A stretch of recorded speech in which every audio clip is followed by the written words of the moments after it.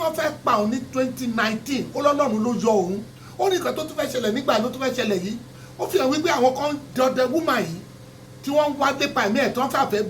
tó ṣàfẹ́ rún nílédì déédé ò dẹ̀ ṣe nǹkan kan ó lóun ò ṣẹ̀yìn ó lóun ò bu yín rí ó ní táwọn yẹn bá sọ sí òun pọ́n yín lé kílẹ̀ tó ń fẹ́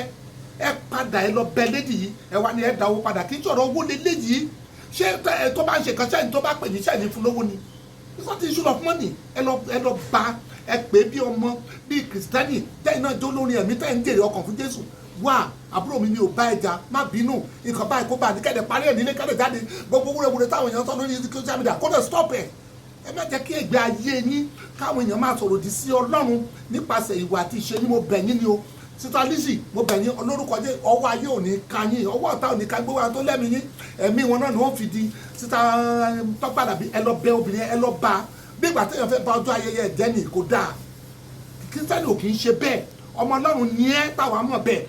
ẹ jọ̀ọ́ Olúwa yóò wà pẹ̀lú yín o ó dìgbà kan.